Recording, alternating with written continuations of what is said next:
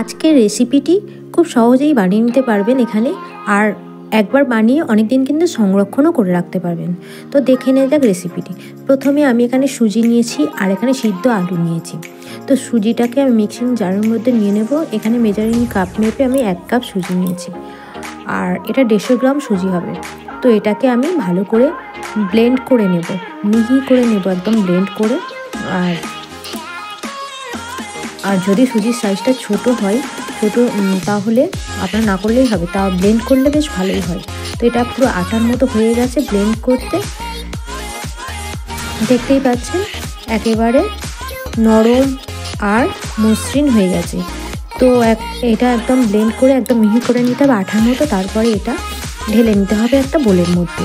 তো নেওয়ার পরে এখানে এই সিদ্ধ আলুগুলোকে ভালো করে ওই সুজির মধ্যে ভালো করে ম্যাশ করে নিতে হবে। আলুগুলো কিন্তু সিদ্ধ ভালোভাবেই করতে হবে, একদম পারফেক্ট একদম সিদ্ধ করে নিতে হবে, ঠিক এরকম।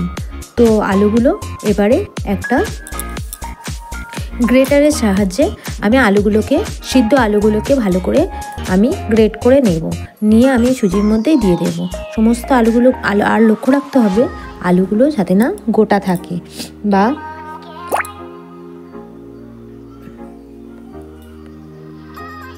তো আলুগুলো ভালো করে মিহি করে একদম গ্রেট করে নিতে হবে।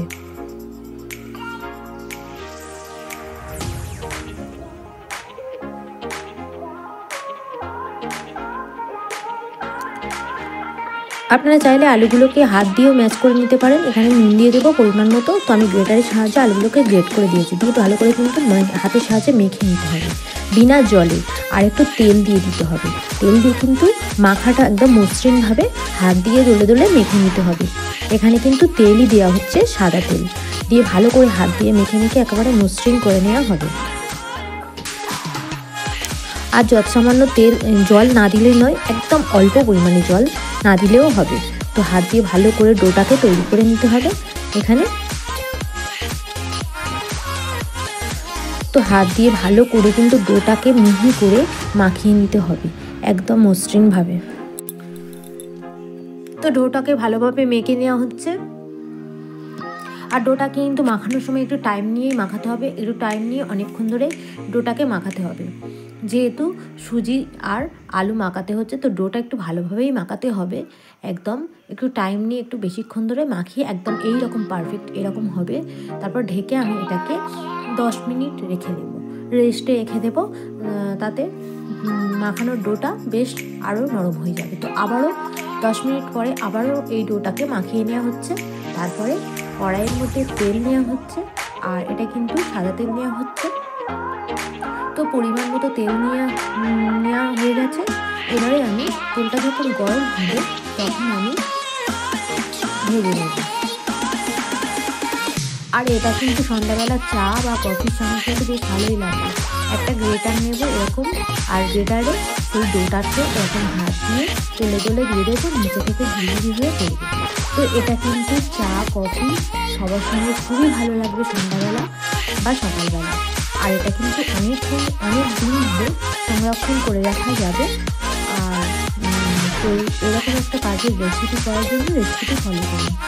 আর কে কোথা থেকে দেখছেন অবশ্যই কিন্তু কমেন্ট করে জানাবেন। তো এরকমভাবে ডোটাকে চেপে চেপে নিলে এরকম ঝুড়ি আকারে পড়বে। আর অবশ্যই কিন্তু গ্যাসটা মিডিয়াম টু লোয়ে রাখবেন, তাহলে কিন্তু ভালো ভাজা হবে। আর যদি হাইয়ে রাখেন তাড়াতাড়ি কালার এসে যাবে, ভালো হবে না।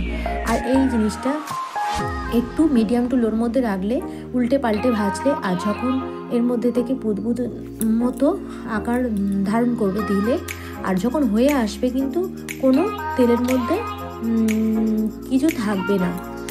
তো এরকমভাবে ছেঁকে তুলে নিতে হবে। আবারও ওরকমভাবে যে ডোটা রয়ে গেছে সেটা দিয়ে ওরকম ঘষে আবারও কিন্তু ভেজে নেব। তো একদম মচমচে কিন্তু এই ভাজাটা হবে। আর দেখতেই পাচ্ছ কতটা সুন্দর হয়েছে ভাজাটা। আর এর আওয়াজ শুনলে আপনারা বুঝতে পারবেন যে কেমন হয়েছে। এটা কিন্তু একদম ক্রিস্পি হয়েছে। আপনারা কিন্তু অবশ্যই এই রেসিপিটি ট্রাই করে দেখবেন। আর ভিডিওটি অবশ্যই ভালো লাগলে লাইক কমেন্ট শেয়ার করবেন। আর চ্যানেলটিকে সাবস্ক্রাইব করে বেল আইকনে প্রেস করার অনুরোধ রইল।